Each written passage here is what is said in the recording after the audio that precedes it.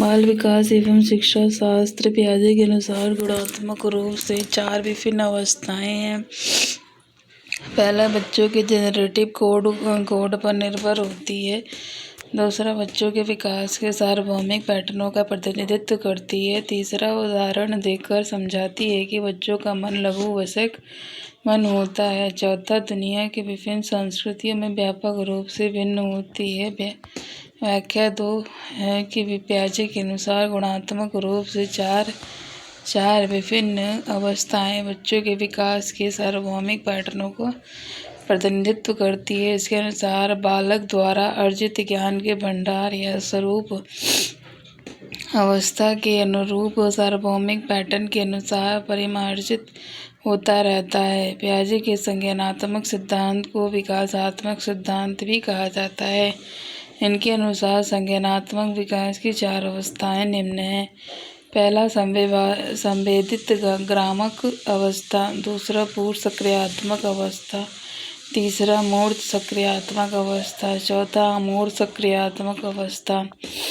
दूसरा क्वेश्चन, लेवाइगोत्स्की का मानना था कि विकास पहला सीधे परिपक्वता के परिणाम से होता है, दूसरा सीधे सामाजिक संपर्क के परिणाम से होता है, तीसरा आनुवंशिक प्रोग्रामिंग का खुलासा है, चौथा प्रकृति में असंत है।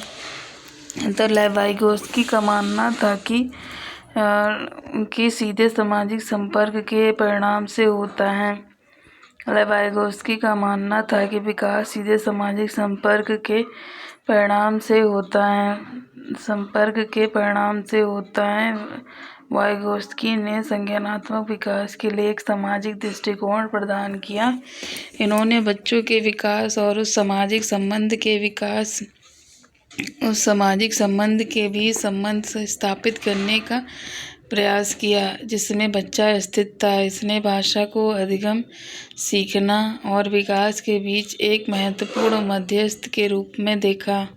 निम्नलिखित में से कौन सी पियाजे के संज्ञानात्मक विकास के सिद्धांत की सीमा है? तीसरा क्वेश्चन, पहला है, इसमें पॉइंट दे रखा है, वह संज्ञानात्मक विकास में जैविक कारकों की भूमिका को ध्यान में नहीं रखता। दूसरा, वह संज्ञानात्मक विकास पर सांस्कृतिक और सामाजिक कारकों के प्रभाव को ध्यान में नहीं रखता। तीसरा है कि वह संज्ञानात्मक विकास में व्यक्तिगत भिन्नताओं को ध्यान में नहीं रखता। चौथा, वह संज्ञानात्मक विकास में भाषा की भूमिका पर अत्यधिक बल देता है। तो इसमें था, निम्नलिखित में से कौन सी पियाजे के संज्ञानात्मक विकास के सिद्धांत की सीमा नहीं है? सीमा आएगा तो वहाँ पर मतलब नहीं से मतलब है। तो इसमें दूसरा है, वह संज्ञानात्मक विकास पर सांस्कृतिक और सामाजिक कारकों के प्रभाव को ध्यान में नहीं रखता है।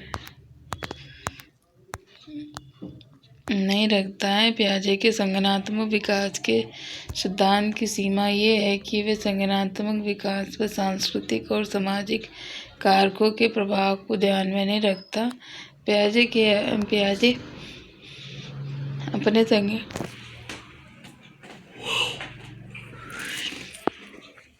पियाजे अपने संज्ञानात्मक विकास के सिद्धांत में कहते हैं कि बालक की भारत में वास्तविकता के स्वरूप के बारे में चिंतन करने तथा उसकी खोज करने की शक्ति न तो बालक के परिपक्वता स्तर पर और न ही केवल उसके अनुभवों पर निर्भर करती है, बल्कि उन दोनों की अंतःक्रिया द्वारा निर्धारित होती है।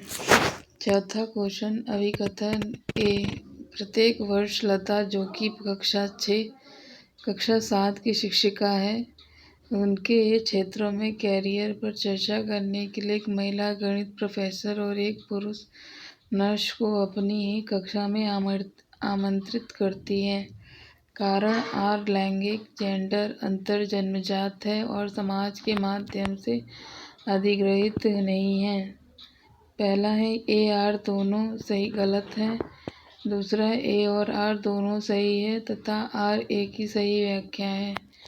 तीसरा, ए और आर दोनों सही है परंतु आर ए की सही व्याख्या नहीं है। चौथा, ए सही है परंतु आर गलत है। अभिकथन ए सही है परंतु आर लैंगिक जेंडर अंतर जनजातीय और समाज के माध्यम से अधिग्रहित नहीं है, सही नहीं है, क्योंकि लैंगिक जन्मजात नहीं होती। इन्हें केवल रूढ़िबद्धता के कारण बढ़ावा मिलता है। यहाँ पे गणित प्रोफेसर एक महिला है और पुरुष नर्स है, जो जेंडरवाद को दर्शाता है।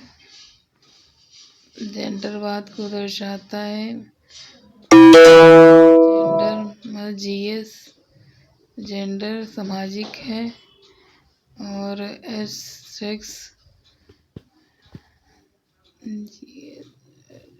है। इसमें दूसरा है कि ए सही है और एस बी होगा, सेक्स बायोलॉजिकली जैविक। पांचवा, निम्नलिखित में से कौन सा प्रश्न बच्चों के समालोचनात्मक व रचनात्मक चिंतन को बढ़ावा देता है? पहला है कि आपके देश में कुल कितने राज्य और कितनी राजधानियां हैं। दूसरा, आपके देश का नाम व मानचित्र पर इसकी भौगोलिक स्थिति क्या है। तीसरा, आपके शहर में पानी कहाँ से आता है। चौथा, पानी के बचाव के लिए सबसे अच्छा तरीका कौन सा हो सकता है और क्यों।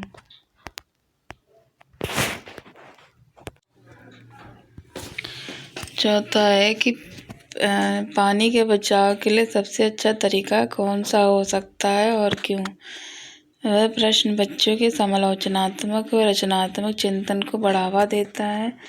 समालोचनात्मक सोच नई या अपरिचित स्थितियों, विचारों और रायों के लिए तर्क और विवेक बुद्धि को लागू करने की क्षमता है। समालोचनात्मक सोच के लिए उचित विश्लेषण, मूल्यांकन, अनुमान और स्पष्टीकरण की आवश्यकता होती है। जहाँ पे क्यों आएगा वहीं पर ये होता है, वहाँ पे तर्क सिद्ध होता है। छठा, समावेशी शिक्षा में क्या शामिल है। पहला, विशेष आवश्यकता वाले शिक्षार्थियों को केवल व्यावसायिक शिक्षा का प्रावधान। दूसरा, व्यक्तिगत अंतरों की पहचान के परिणाम स्वरूप पाठ्यचर्या में लचीलापन। तीसरा, विद्यार्थियों का उनकी योग्यताओं के अनुसार पृथक्करण व वर्गीकरण करना। चौथा, सभी शिक्षार्थियों के लिए मानक पाठ्यचर्या। इसमें व्यक्तिगत अंतरों की पहचान के परिणाम स्वरूप पाठ्यचर्या में लचीलापन होता है। समावेशी शिक्षा उसे कहते हैं। समावेशी शिक्षा में व्यक्तिगत अंतरों की पहचान के परिणाम स्वरूप पाठ्यचर्या में लचीलापन शामिल है। ये एक ऐसी शिक्षा है जिसके अंतर्गत शारीरिक रूप से बाधित बालक तथा सामान्य बालक सामान्य कक्षा में शिक्षा ग्रहण करते हैं। समावेशी शिक्षा का उद्देश्य सभी स्तरों पर शिक्षा उत्कृष्टता सुनिश्चित करना है। ये व्यक्तिगत सहायता प्रदान करती है जिससे विकलांग बच्चे भी अपनी पूरी क्षमता प्राप्त कर सकें। सातवां, समालोचनात्मक चिंतन में प्रमाण की क्या भूमिका होती है। पहला, समालोचनात्मक चिंतन के लिए प्रमाण अप्रासंगिक होता है। दूसरा, व्यक्तिगत राय के पक्ष में प्रमाण की उपेक्षा की जानी चाहिए। तीसरा, प्रमाण को बिना विश्लेषण के स्वरूप किया जाना चाहिए। चौथा, प्रमाण का तार्किक और सुनियोजित रूप से मूल्यांकन किया जाना चाहिए। चौथा, समालोचनात्मक चिंतन में प्रमाण की भूमिका का तार्किक और सुनियोजित रूप से मूल्यांकन किया जाना चाहिए। समालोचनात्मक चिंतन एक ऐसी प्रक्रिया है जो किसी व्यक्ति को निर्णय लेने के लिए सूचना एकत्र करने, व्याख्या करने और मूल्यांकन करने के लिए चिंतनशील, उचित तर्कसंगत सोच का उपयोग करने के लिए चुनौती देती है। समालोचनात्मक चिंतन के लिए प्रमाण अप्रासंगिक होता है तथा व्यक्तिगत राय के पक्ष में प्रमाण की उपेक्षा भी की जानी चाहिए। 8वां क्वेश्चन आया था 23 अगस्त को 2000 20 अगस्त 2023।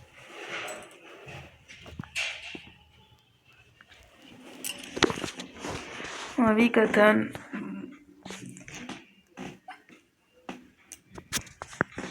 ये बच्चों में संज्ञानात्मक विकास पर भाषा के प्रभाव पर जीन पियाजे और लेवाइगोस्की के दृष्टिकोण में भिन्नता है। कारण आर खोज अधिगम में शिक्षक अवसर प्रदान करता है और विद्यार्थी स्वयं जानकारी प्राप्त करने के लिए उन्मुक्त होता है।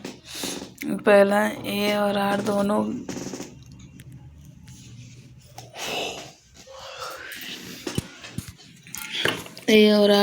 गलत है। ए और आर दोनों सही है, आर ए की सही व्याख्या है। तीसरा, ए और आर दोनों सही है परंतु आर ए की सही व्याख्या नहीं है। फोर्थ, ए सही है परंतु आर गलत है। व्याख्या 3, ए और आर दोनों सही है परंतु आर ए की सही व्याख्या नहीं करता है।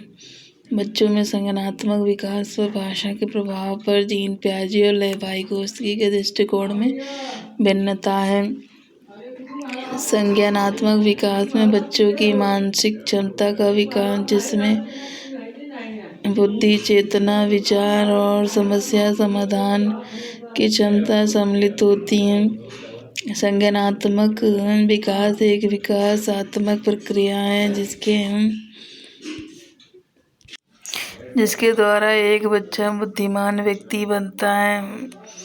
9वां क्वेश्चन आया था कि अभिकथन एक बच्चों के बीच विकासात्मक दरों में अधिक भिन्नताएं मौजूद होती हैं। कारण आर है कि विकासात्मक अंतर आनुवंशिक और अनुभवात्मक विविधताओं की जटिल अंतःक्रिया का एक अनिवार्य परिणाम है। पहला, ए और आर दोनों गलत है। ए और आर दोनों सही है तथा आर ए की सही व्याख्या करता है। तीसरा, ए और आर दोनों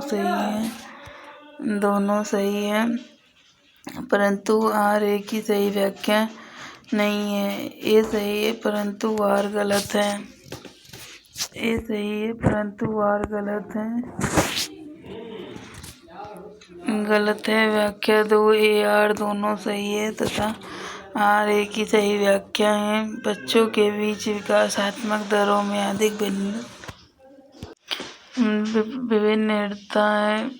भिन्नताएं मौजूद होती हैं क्योंकि विकासात्मक अंतर आनुवंशिक और अनुभवात्मक विविधताओं की जटिल अंतःक्रिया का एक अनिवार्य परिणाम है।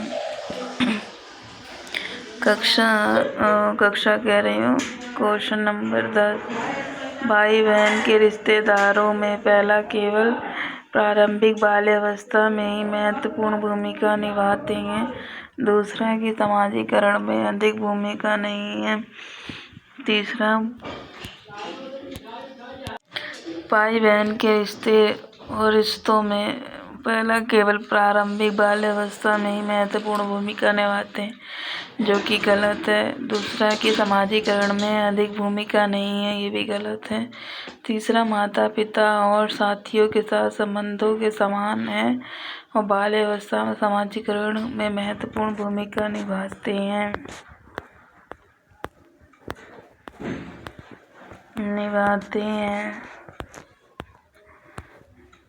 चौथा है कि माता पिता और साथियों के साथ संबंधों से भिन्न होते हैं और बाल्यावस्था में समाजीकरण में महत्वपूर्ण भूमिका निभाते हैं, जिसमें चौथा सही है कि माता पिता और साथियों के साथ संबंध से भिन्न होते हैं और बाल्यावस्था में समाजीकरण में महत्वपूर्ण भूमिका निभाते हैं।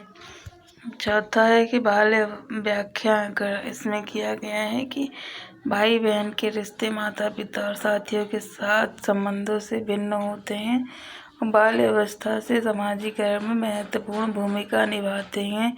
यद्यपि बालक का समाजीकरण उसके परिवार से ही आरंभ होता है तथा परिवार के सभी सदस्य माता पिता, भाई बहन एवं दादा दादी आदि बच्चों के समाजीकरण में महत्वपूर्ण भूमिका निभाते हैं, किंतु सभी सदस्यों का संबंध बच्चे से भिन्न भिन्न रहता है।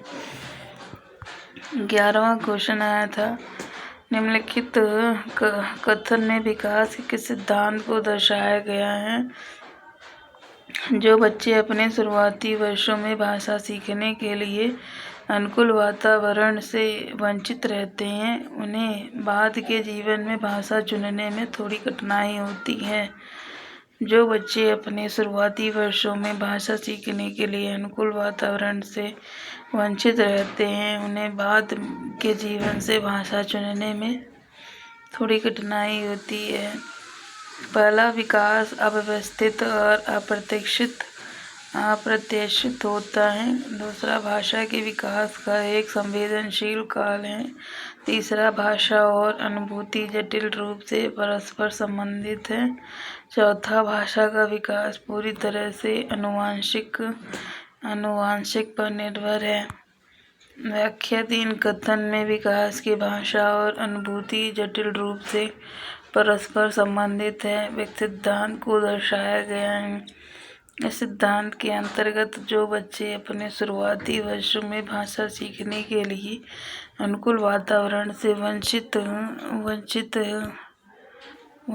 रहते हैं, उन्हें बाद के जीवन में भाषा चुनने में थोड़ी कठिनाई होती है। भाषा विचार अभिव्यक्ति का सशक्त माध्यम है। भाषा द्वारा ही व्यक्ति अपने भावों, विचारों तथा इच्छाओं को दूसरों तक प्रेषित करता है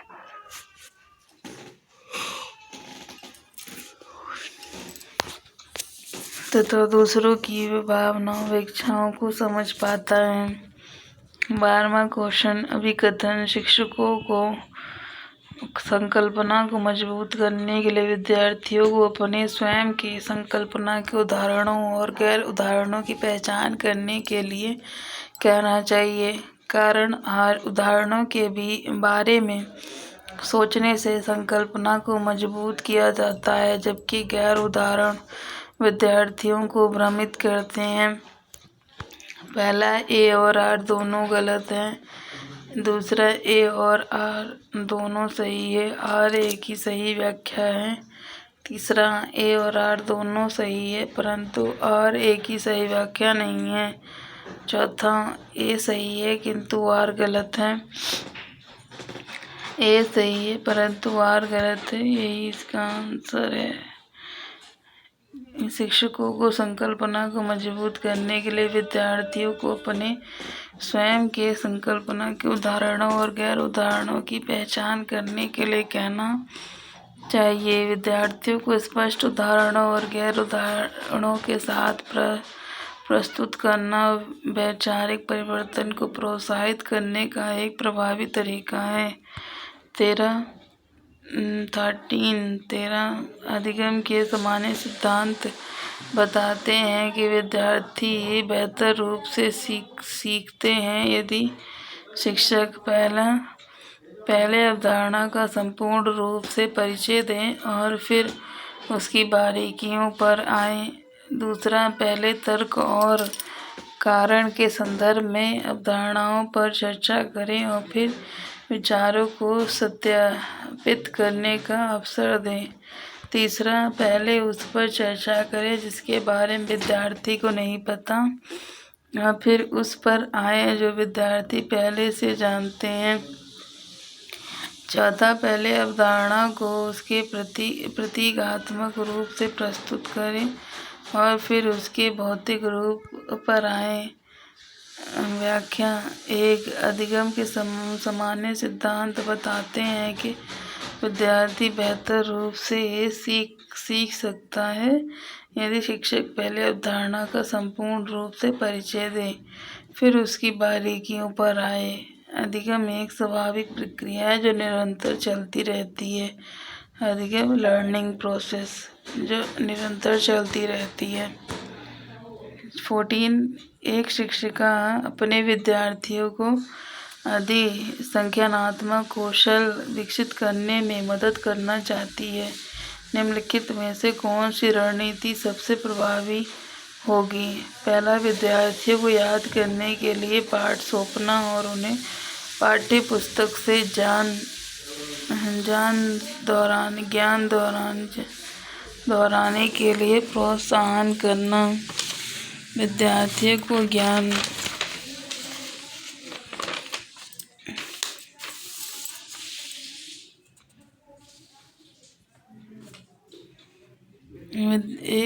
एक शिक्षिका अपने विद्यार्थियों के अधिक संज्ञानात्मक कौशल विकसित करने में मदद करना चाहती है तो निम्नलिखित में से कौन सी रणनीति सबसे प्रभावी होगी।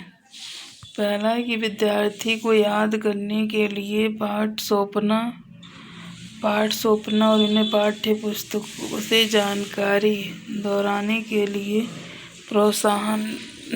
प्रोत्साहित करना। विद्यार्थियों को सभी सीखने के कार्यों के लिए विस्तृत और निर्देशन प्रदान करना। तीसरा, विद्यार्थियों को प्रोत्साहित करना कि वे स्वयं अपने अधिगम पर चिंतन करें, अपनी प्रगति का मूल्यांकन करें। चौथा, विद्यार्थियों को अभिप्रेरित करने के लिए लगातार ग्रेड और प्रतिपुष्टि करना। ये तो बिल्कुल गलत है। विद्यार्थियों को एक शिक्षक अपने विद्यार्थियों को अधिक संज्ञानात्मक कौशल विकास करने में मदद करना चाहती है। इसके लिए विद्यार्थियों को प्रोत्साहित करना कि स्वयं अपने अधिगम पर चिंतन करें और अपनी प्रगति का मूल्यांकन करें। 15 क्वेश्चन का है कि पहला, 15 समावेशन के संदर्भ में पाठ्यचर्या सीखने की अपेक्षा डैश में समान है जबकि दूसरा डैश में वे भिन्न है। तो पहला क्या संवर्धन होगा कि दूसरा समायोजन संशोधन होगा कि तीसरा संशोधन समायोजन होगा, चौथा संवर्धन गतिवर्धन होगा। तो दूसरा होगा समायोजन और संशोधन। समावेशन के संदर्भ में पाठ्यचर्या सीखने की अपेक्षा समायोजन में समान है जबकि संशोधन में भिन्न है। समावेशन एक व्यापक शब्द है जो सभी छात्रों को उनकी सामाजिक पहचान के अतिरिक्त उनकी अपनी भिन्नताओं और अक्षमताओं की परवाह किए बिना शैक्षिक प्रणाली में प्रत्येक श्रेणी के बच्चों को शामिल करने के लिए संदर्भित करता है।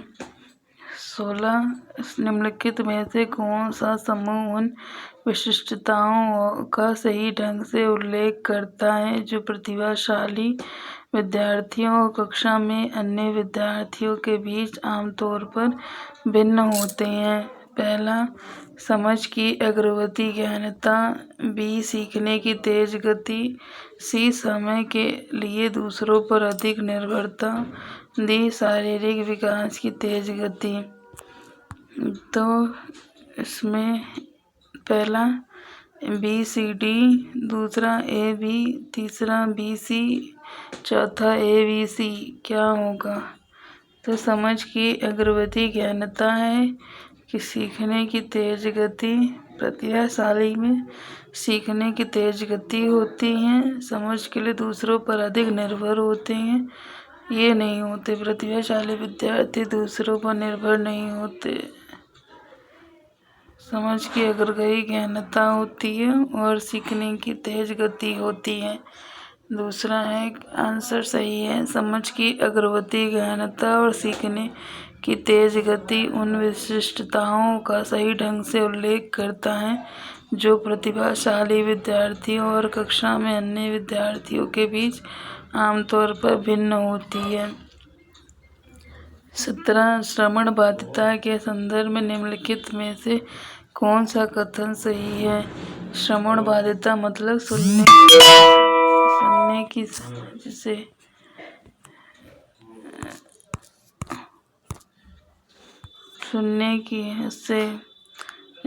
में प्रॉब्लम हो, सुनाई देने में प्रॉब्लम होता है। बच्चे के पास तेज आवाज़ें करके बच्चे की सुनने की अक्षमता श्रवण बाधिता का विश्वसनीय तौर पर परीक्षण किया जा सकता है। दूसरा, श्रवण बाधिता हमेशा कान की किसी शारीरिक समस्या के कारण होती है। तीसरा, सभी श्रवण बाधिता वाले बालकों को संवाद करने के लिए सांकेतिक भाषा साइन लैंग्वेज का उपयोग करने की आवश्यकता होती है। संवादिता बच्चे की प्रभावी ढंग से संवाद करने की क्षमता को प्रभावित कर सकती है। ये सही है। चौथा, श्रवण बाधिता बच्चे के प्रभावी ढंग से संवाद करने की क्षमता को निश्चित ही प्रभावित कर सकती है, किंतु ये आवश्यक नहीं है कि श्रवण बाधिता में सभी श्रवण बाधिता वाले बच्चों को संवाद करने के लिए सांकेतिक भाषा साइन लैंग्वेज का उपयोग करने की आवश्यकता होती है। 18 संरचनावादी सिद्धांतकारों के अनुसार निम्नलिखित में से कौन सा कथन सही नहीं होगा? पहला, प्रभावी अधिगम सुनिश्चित करने के लिए शिक्षार्थियों को बाह्य रूप से प्रेरित करने की आवश्यकता है। दूसरा, ज्ञान बहुलवादी और बहुविध है। तीसरा, शिक्षार्थी और अपने सामाजिक और सांस्कृतिक संदर्भ में ज्ञान की रचना करते हैं। चौथा, ज्ञान व्यक्ति परक है। पहला, संरचनावादी सिद्धांत के अनुसार संरचनावाद यह बताता है कि मानव संस्कृति को संकेतों की एक प्रणाली मानना चाहिए। संरचनावाद विचारों के उत्पादन के रूप में दुनिया का विश्लेषण करने का प्रयास करता है। इस सिद्धांत के अनुसार ज्ञान बहुलवादी और बहुविध है। शिक्षार्थी अपने सामाजिक और सांस्कृतिक संदर्भ में ज्ञान की रचना करते हैं। ये ज्ञान व्यक्तिपरक है। 19 जटिल समस्याओं से जूझ रहे अमन के समस्या समाधान कौशल विकसित करने में एक शिक्षिका किस प्रकार मदद कर सकता है? समस्या समाधान कौशल प्रॉब्लम सॉल्विंग होता है। उसे प्रयोग करने और जोखिम लेने में हतोत्साहित करेंगे। जोखिम शब्द नेगेटिव वर्ड है। दूसरा, उसे उत्तर प्रदान करके, ये सबसे गलत है। तीसरा, उससे कहकर कि वे समस्या को सुलझाना छोड़ दे, ये भी गलत है। तीसरा, उसे मंथन करने और विचार उत्पन्न करने के लिए प्रोत्साहित करके, मंथन मतलब ब्रेन स्टॉर्मिंग कहते हैं, ये पॉजिटिव शब्द है, ये करेक्ट है। चौथा, जटिल समस्याओं से जूझ रहे अमन के समस्या समाधान कौशल को विकसित करने में एक शिक्षिका उसे मंथन करने और विचार उत्पन्न करने के लिए प्रोत्साहित करके मदद कर सकता है। एक शिक्षिका को बच्चों को स्वतंत्र रूप से सोचने, प्रश्न करने, पूछताछ करने, बहस करने और अवधारणाओं पर पहुंचने या नए विचार बनाने के अवसर प्रदान करने चाहिए।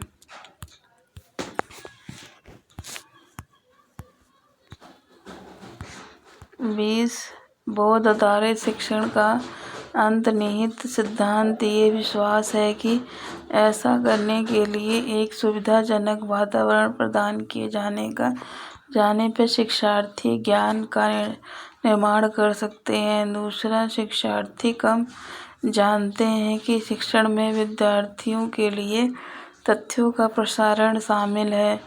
तीसरा, शिक्षार्थी निष्क्रिय प्राप्त करता है और शिक्षक के पास सही ज्ञान है।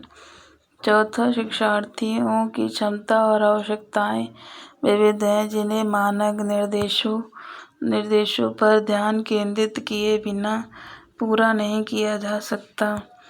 व्याख्या करते हुए, पहला, बौद्ध आधारित शिक्षण का अंतर्निहित सिद्धांत ये विश्वास है कि ऐसे करने के लिए एक सुविधाजनक वातावरण प्रदान किए जाने पर विचार ज्ञान का निर्माण कर सकते हैं।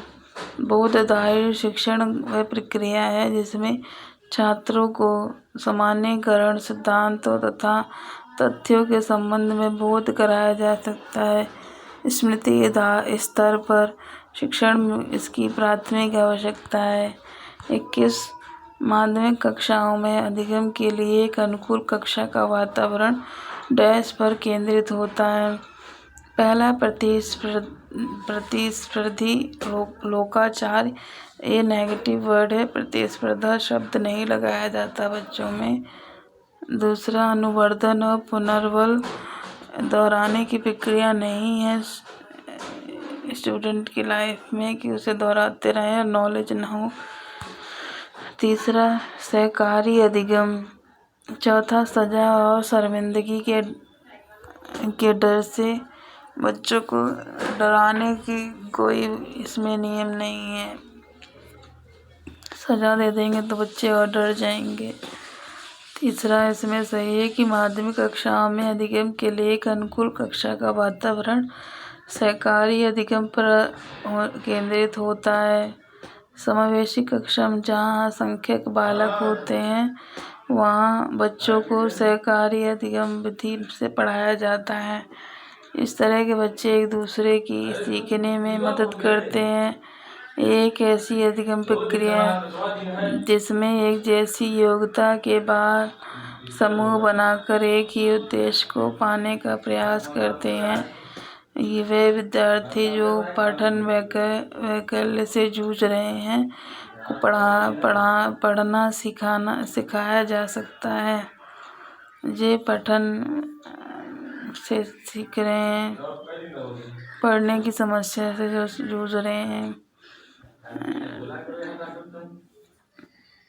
पहला, सुधारात्मक पठन सुनिश्चित करने के लिए एक सख्त दंड के उपयोग के माध्यम से। ऊपर वाले में भी यही सजा की बात कही गई थी तो गलत हो गया था। गलत आंसर के लिए गलत क्वेश्चन के लिए गलत, सही क्वेश्चन के लिए सही आंसर।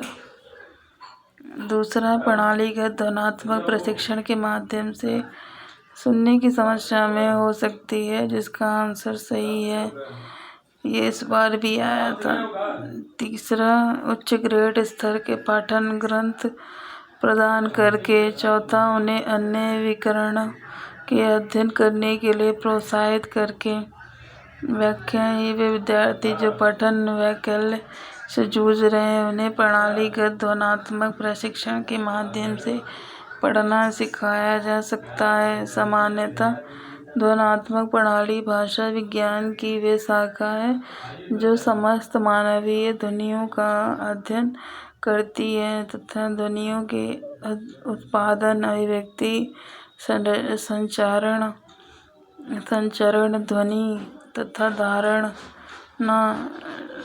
श्रवण आदि का अध्ययन एवं विश्लेषण किया जाता है। 23, अभिकथन। एक शिक्षिका को विद्यार्थियों में विशेष जातीय समूहों के बारे में रूढ़िवादिता को तोड़ने के लिए कड़ी मेहनत करनी चाहिए। दूसरा, शिक्षिका एक प्रमुख उद्देश्य विद्यार्थियों को समालोचनात्मक आत्मचिंतन के लिए प्रोत्साहित करना चाहिए। ए और आर दोनों गलत है कि दूसरा ए और आर दोनों सही है। ए आर ए की सही व्याख्या है। ए और आर दोनों सही है परंतु आर ए की सही व्याख्या नहीं है। फोर्थ, ए सही है पर आर गलत है। व्याख्या है ए और आर दोनों सही है, आर ए की सही व्याख्या करता है। जातीय समूह को रूढ़िवादिता को तोड़ने के लिए कड़ी मेहनत करनी चाहिए। इसे ये समालोचनात्मक चिंतन के लिए प्रोत्साहित करना चाहिए।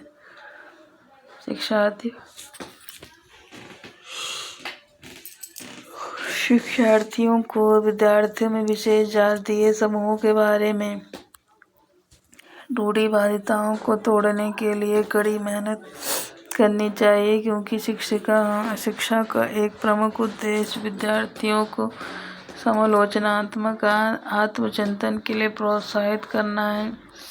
24, महारत, निपुणता, लक्ष्य और प्रदर्शन लक्ष्य में क्या अंतर है?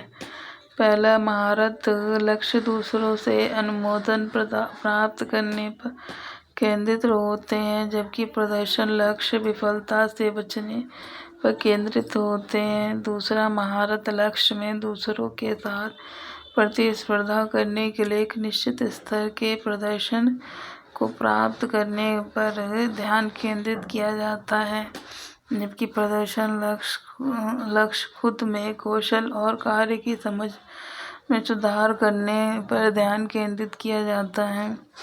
तीसरा, महारत लक्ष्य और अपने कौशल और कार्य की समझ में सुधार करने पर केंद्रित होते हैं, जबकि प्रदर्शन लक्ष्य उच्च ग्रेड प्राप्त करने या बाहरी पुरस्कार प्राप्त करने केंद्रित होता है।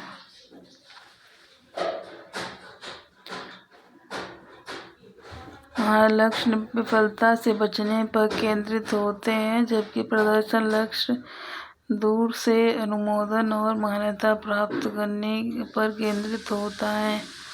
व्याख्या: महारत निपुणता लक्ष्य और प्रदर्शन लक्ष्य में अंतर ये है कि महारत लक्ष्य अपने कौशल और कार्य की समझ में सुधार पर केंद्रित होता है। महारत लक्ष्य अपने कौशल और कार्य की समझ में सुधार करने पर केंद्रित होता है, जबकि प्रदर्शन लक्ष्य उच्च ग्रेड प्राप्त करने या बाहरी पुरस्कार प्राप्त करने पर केंद्रित होते हैं। साथ ही जहां एक और महारत लक्ष्य दीर्घकालीन लक्ष्य होते हैं तथा कार्य में निपुणता हासिल करने का प्रयास करते हैं, वहीं प्रदर्शन लक्ष्य अल्पकालिक लक्ष्य होते हैं जिन्हें कर्मचारियों से पूरा करने की अपेक्षा की जाती है।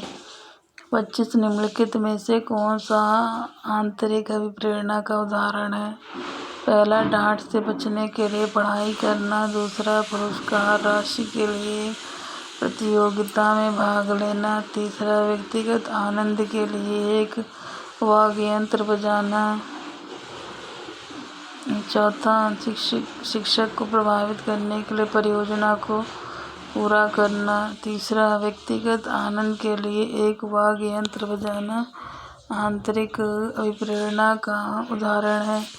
आंतरिक अभिप्रेरणा स्वाभाविक मानवीय प्रवृत्ति है कि हम व्यक्तिगत रुचियों को आगे बढ़ाएं और अपनी क्षमताओं का प्रयोग करें। जब हम आंतरिक रूप से प्रेरित होते हैं तो हमें प्रलोभन या दंड की आवश्यकता नहीं होती, क्योंकि गतिविधि स्वयं संतोषजनक पुरस्कृत होती है। इसे आकांक्षा के स्तर के रूप में जाना जाता है। 26 प्रगतिशील कक्षा में विद्यार्थी अधिक प्रश्न नहीं पूछते, ये गलत है। शिक्षक से प्रश्न पूछते हैं, ये सही है। एक दूसरे से प्रश्न पूछते, ये भी सही है। स्वयं से प्रश्न पूछते हैं। व्याख्या 3। व्याख्या 1 प्रगतिशील कक्षा में शिक्षक से प्रश्न पूछते सही है, एक दूसरे से प्रश्न पूछते सही है। स्वयं से प्रश्न पूछते हैं, ये भी सही है। एक प्रगतिशील कक्षा में विद्यार्थी शिक्षक से प्रश्न पूछते हैं, एक दूसरे से प्रश्न पूछते हैं और स्वयं से प्रश्न पूछते हैं।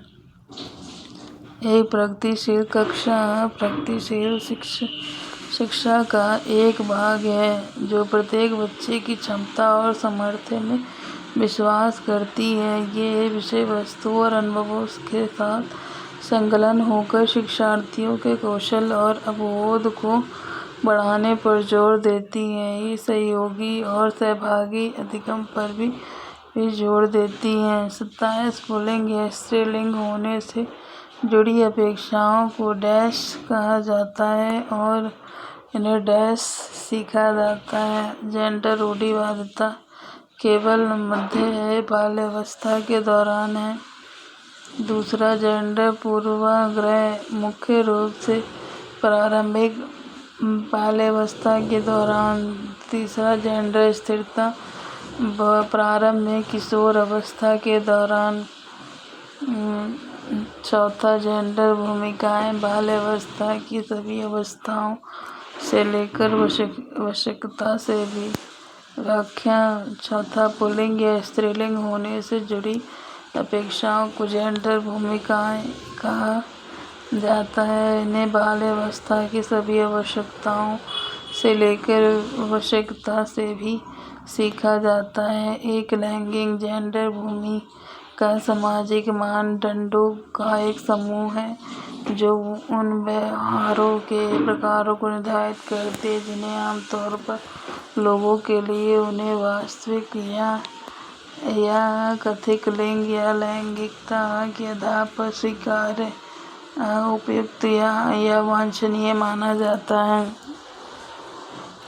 28 का है लॉरेंस कोहलबर्ग के सिद्धांत की आलोचना कैरल गिल्लिगन द्वारा है। ये इम्पोर्टेंट क्वेश्चन रहता है, हर साल पूछा जाता है। पहला, नैतिक विकास का एक चरण सिद्धांत प्रस्तुत करने के लिए की गई। दूसरा, वास्तविक जीवन की स्थितियों के माध्यम से तथ्यों को एकत्र करने के लिए की गई। तीसरा, विश्लेषण के मात्रात्मक तरीकों को लागू नहीं करने के लिए की गई। चौथा, नैतिक तर्क में लैंगिक विभिन्नताओं की उपेक्षा करने के लिए की गई। चौथा, लॉरेंस कोहलबर्ग के सिद्धांत की आलोचना कैरल गिल्लिगन द्वारा नैतिक तर्क में लैंगिक भिन्नताओं की उपेक्षा करने के लिए की गई है। तो कोहलबर्ग का सिद्धांत बताता है कि नैतिक विकास 3 स्तर से होता है, प्रत्येक स्तर के 2 चरण होते हैं। उनके सिद्धांत में ये भी बताया गया है कि नैतिक तर्क मुख्य रूप से निर्णय की खोज और उसे बनाए रखने पर केंद्रित है। ये बच्चों के न्यायिक निर्णय के बारे में जीन पियाजे के विचार पर आधारित है। 29, बुद्धि के संदर्भ में निम्नलिखित में से कौन सा दृष्टिकोण शिक्षार्थियों के बीच विविधता के सम्मानपूर्ण विचार का समर्थन करता है? पहला, बुद्धि को मापने के लिए बुद्धि लब्धि परीक्षण की एकमात्र साधन। दूसरा, बुद्धि बहुआयामी है और समय के साथ बदल सकती है। ये भी सही है। बुद्धि आनुवंशिक कारकों से प्रभावित नहीं होती, गलत है। तो कारकों से प्रभावित नहीं होती, भी गलत है। बुद्धि बहुआयामी है और समय के साथ बदल सकती है। बुद्धि का ये दृष्टिकोण शिक्षार्थियों के बीच विविधताओं के सम्मानपूर्ण विचार का समर्थन करता है। बुद्धि का वह मानसिक शक्ति है जो वस्तुओं एवं तथ्यों को समझने और उनमें आपसी संबंध खोजने तथा तर्कपूर्ण ज्ञान प्राप्त करने में सहायक होती है। ये भावना अंतःप्रज्ञा से अलग है। बुद्धि ही मनुष्य को नवीन परिस्थितियों को ठीक से समझने और उसके साथ अनुकूलन स्थापित करने में सहायता करती है। लास्ट क्वेश्चन CDP का, निम्नलिखित में से किसने सामान्य बुद्धि की अवधारणा की आलोचना की और बुद्धि का एक वैकल्पिक सिद्धांत प्रस्तुत किया? पहला, लेव वाइगोत्स्की ने। चार्ल्स स्पीरमैन ने। तीसरा, हॉवर्ड गार्डनर ने। चौथा, जीन पियाजे ने। हॉवर्ड गार्डनर ने बहुआयामी बुद्धि सिद्धांत दिया है, जिसमें 8 सिद्धांत दिए हैं इन्होंने। तीसरा सही है। प्रसिद्ध मनोवैज्ञानिक हॉवर्ड गार्डनर ने सामान्य बुद्धि की अवधारणा की आलोचना की है। बुद्धि का एक वैकल्पिक सिद्धांत है, बहुबुद्धि सिद्धांत प्रस्तुत किया है। सिद्धांत के अनुसार बुद्धि का स्वरूप सामान्य न होकर बहुकारकीय होता है। प्रत्येक बुद्धि एक दूसरे से भिन्न होती है। साथ ही बुद्धि के विभिन्न प्रकारों में एक दूसरे के साथ अंतःक्रिया करने की प्रवृत्ति पाई जाती है। गार्डनर ने अपने सिद्धांत में 8 प्रकार की बुद्धि का उल्लेख किया है, जो निम्न है। पहले, भाषिक बुद्धि। दूसरा, तार्किक। तीसरा, स्थानिक बुद्धि। चौथा, शारीरिक गतिक बुद्धि।